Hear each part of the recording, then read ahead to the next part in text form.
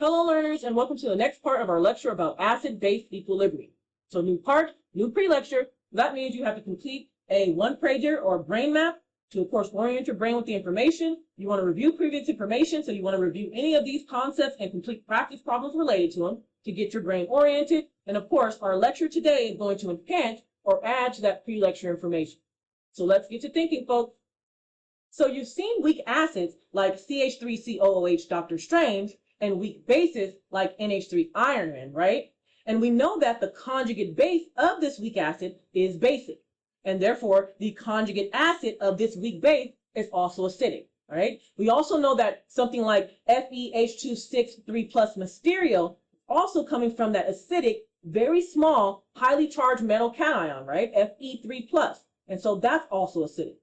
In addition, we know that we have certain ions that can act as acid or bases, meaning they can accept or donate a proton, meaning they're amphiprotic, right? And we can think of HSO3 minus Phoenix, who can accept a proton and become H2SO3 Jean Grey, or donate a proton and become SO3 2 minus Super Phoenix, which nobody wants, right? Or we can also just simply think of H2O Storm as a water molecule that can act as an acid or a base.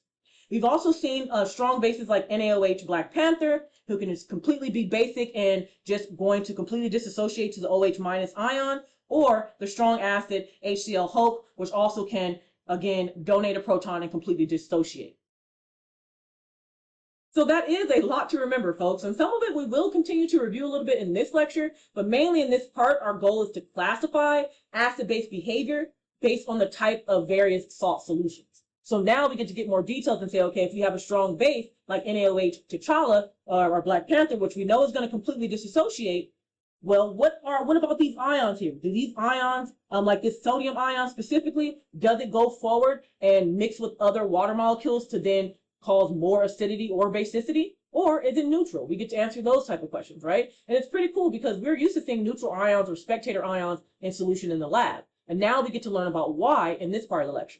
And then finally, we're going to discuss acid-base definition, our final acid-base definition, which is going to be the Lewis acid-base definition. We get to see BF3 Loki, another villain that I'm throwing in here because, yes, I do like Loki, okay? And we also get to learn about how NH3 Iron Man can also act as not only a Bronsted-Lowry base, but also a Lewis base, okay, folks? So let's go ahead and get into this part. We will use what we know about acids and bases thus far and the chemical Avengers to answer further questions related to acid-base properties to produce neutral acidic or basic solutions, the Bronsted-Lowry leveling effect, which basically means that when different acids and bases are dissolved in water, they all behave similarly because water ends up evening out their strengths, right? And then finally, we're going to get into our final definition of acids and bases, which is the Lewis acid-base definition. A little bit of a throwback to chapter 19 when we were going ahead and building complex ions, right? Because we already had that Lewis acid base adduct that was created. Yes, we get to talk about that again. So let's go ahead and finish up this conversation.